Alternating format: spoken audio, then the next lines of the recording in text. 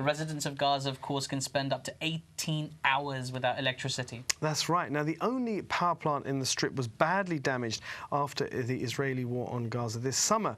It was restarted over the weekend, only to shut down again 2 days later after it ran out of fuel. Here's Jonathan Fletcher with more on the story. The cylinders are still standing, but the rest of the plant looks as though some giant creature has stepped all over it.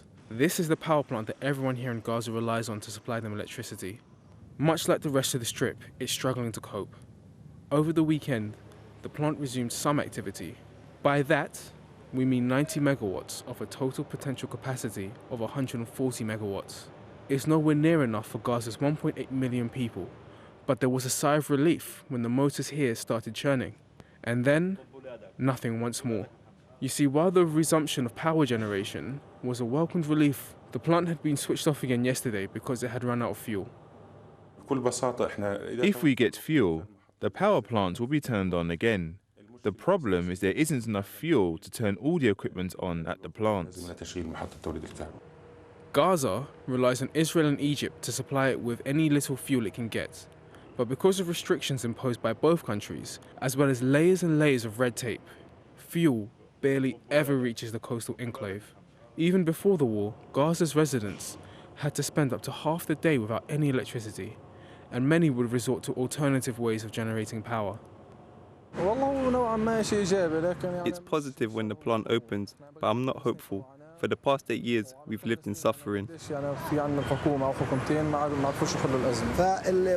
people say that there were changes in their power supply, but even so, it is like getting 2 shekels pay raise when you are on 1,000 shekel salary. It's nothing. We have noticed no difference in electricity supply. The company for generating electricity, which operates the plant, says an Israeli tank shell hit the main fuel tanks during the war. It took out almost all capacity. Original estimates say repairs could take as long as a year. At peak demand, the Gaza Strip needs around 280 megawatts of power, beyond what is produced locally. Israel and Egypt also supply some power, but it's nowhere near enough, and there's always a shortage. Since the plant stopped, most of Gaza's residents have had to adapt to now 6 hours of electricity a day. Sources at the power plant say they expect rolling blackouts to continue, with power going on and off every 8 hours. That is one of the most iconic images, I think, from the crisis, wasn't it? Absolutely. I mean, we saw it so much during Ramadan when the fundraising was happening in that area as well. It is quite sad. Even now, when you look back at it, it's one of the most unfortunate situations. It was just the amount of smoke generated. Yeah. Obviously, you hit a power station, all that fuel there, and it's so sad. They got it back up and running this weekend and then ran out of fuel. No, well, inshallah, they'll get it back together again soon, Inshallah. Well, moving on now, our next guest of the evening took to helping the Palestinians on 2 wheels. They cycled from Munich to Venice, all to raise money for the Palestinian Children's Relief Fund. That's right. We're very pleased that they join us now. Assalamu alaikum and welcome to Living the Life, Yassin and Mahmoud Al-Ghannam. Did I pronounce the names right? Yeah, perfect, yeah. Very well. Fantastic. If I could start with yourself. Yeah. I mean, many people were moved by what we saw in the summertime. You know, the crisis is over in some respects now, but of course it continues in other respects in terms of rebuilding and carrying on. What was it that made you decide? You know, lots of people donated, lots of people campaigned and boycotted, but you went that step further. I mean, you cycled 600 plus kilometres to raise money. What was the galvanising moment? I think for me, to be honest, the penny dropped when we went to the demonstration we went to in High Kensington Street, and they started calling out the names of all the children who got killed obviously in the crisis. And for me, well, for us, the penny dropped when we started hearing out the names of the children, and that's why that's the that was the rationale. Moment for you. Rationale between us choosing a children's charity as well. So that's for me, to be honest, when the penny dropped, that we had to do something. That's incredible. Obviously, it's something that's really effective as well. When you hear something like that, you know, exactly, the effect of it. I should say. And just look around, everyone's crying. Like all the the ladies, well, most of the ladies that I looked at were crying. It was just very, very moving, to be honest. It was, and I've got to ask you, Yassin, if I can come to you, right? I mean, the cycling, it's really nice that you guys chose cycling as this kind of outlet for some of that frustration, I'm sure, because a lot of people turn to so many negative things. There's so many ways you can respond to this, right? And you can be angry, but a lot of them just don't achieve anything. But what you guys did, you achieved something, and you had a very clear target in mind. You chose a really worthy charity, a worthy cause as well. But the actual cycling itself must have been quite daunting, I imagine, that kind of distance. How do you train for that? It definitely was. We actually did have to train a few weeks before, and it was kind of funny because we kind of trained the wrong way, not the right way. We went to the gym most of the time. We haven't trained on proper bicycles, which we actually went on during the trip. So that was more about building endurance rather than the terrain. So endurance-wise, we were kind of good. Like, we were quite fit. But the first time we went there, we saw the bicycles. Technically, we were out of shape completely. We just didn't know what we were dealing with. And the learning curve was very steep, so we did learn a lot. You chose to cycle from Germany up to Vienna. Is that right? Venice, I beg your pardon, of course. We passed by Austria, though. And you passed through Austria. May I ask why? Because I was expecting, when I read that, when we were going through the show and I was talking to the researcher today, I was expecting a couple of Germans to come in, or people with German accents at least. Why? What was it that made you choose that terrain? Because it is a beautiful, beautiful part of the world. But what was it that made you choose that? I mean, why didn't you do, Land's End to John O'Groats? So to be fair, we wanted something challenging. Yeah. So when we looked at the website, because we had to be convincing as well to the people looking at the initiative. So I told him we wanted to do something challenging. We wanted to do something that crosses Transalps and crosses a few countries. And he managed to pick one of the most challenging. Yeah. And unfortunately, we were up for it. But we were unfit in the beginning. I bet. I can only imagine. We just saw some pictures actually from your trip there, right? I imagine you stopped every time you stopped to catch your breath or take a break, have a sip of water, just looked around you. There were some beautiful sights to be seen. There was. I remember the Garda Lake in Italy. That was unbelievable. And there was another lake in Austria. I can't pronounce it, unfortunately. Right. But it was I think it was Aachen.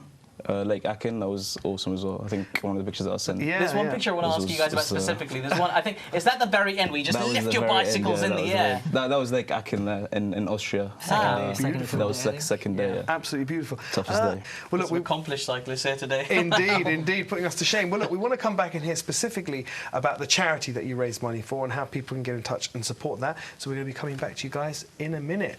But for now, going to Hurricane Sandy. Many of us remember when it struck America in 2012. It killed 159 people and destroyed more than 650,000 homes. It's one of the most devastating natural disasters to strike that area in recent times. Well, 2 years later, Sadia Chaudhry brings us this story of how residents of New York are looking away from the tragedy of Sandy and embracing how the storm actually made a positive difference. 2 years ago, after Hurricane Sandy ravaged the area, Chris Soller headed across the beach and stopped to admire an unexpected gift. This is Fire Island Beach, and the gift that Chris found was water, clear enough to see the sandy bottom of what was for so long a heavily polluted bay. You see, when Hurricane Sandy slammed the US East Coast, it also tore 2 breaches through the iconic barrier island that lies across the murky Great South Bay from New York's Long Island. One breach was closed straight away, but authorities had left the other one open. The open breach is now allowing the Atlantic Ocean to surge in and out of the bay, and as a result, the water near the breach is cleaner than it has been in decades. With regard to the barrier island and the natural system, an event like Hurricane Sandy can be very positive. It's helped improve water quality in and around the area of the breach. It's allowed this movement of sand into the bay, which is important for providing elevation to areas of the bay to allow for the development of salt marshes. When you've got humans so close to a bay, suburban runoff from sewage and lawn fertilizer usually sparks algal blooms in the water. This is known as brown tide, and it kills off underwater grass, which is vital to marine life. For the last 2 years, tides have flushed all of this away twice every day. It's brilliant news for wilderness here, like clams.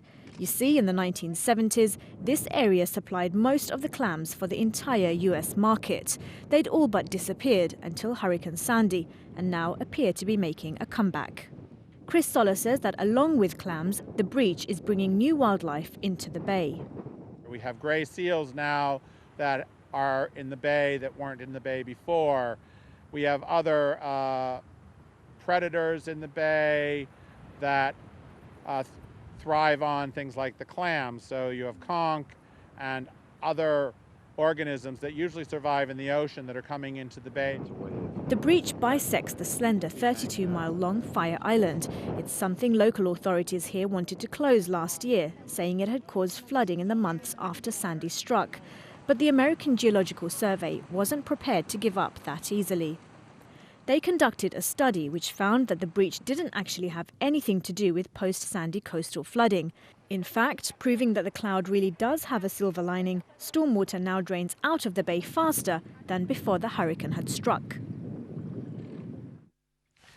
That's inspiring, really, isn't it? A tragedy that, you know, caused so much destruction across America. It actually had, you know, several years later, there was a knock-on positive impact. Well, it's great to see. That's incredible. It's great to see. That's incredible. Now, we've got our cyclists and we've got our grooming experts here as well. But to the cyclists, first of all, we've got an image to share with you guys, right? And I want you guys to reflect on this image properly because we're going to bring it up in a second. This is the moment you guys completed, you know, your trip across. Look at that. Look at that.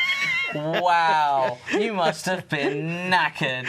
It was. To be honest, the last few days were, once we got used to the hills, the last 2 days were quite downhill, I would say, hilly.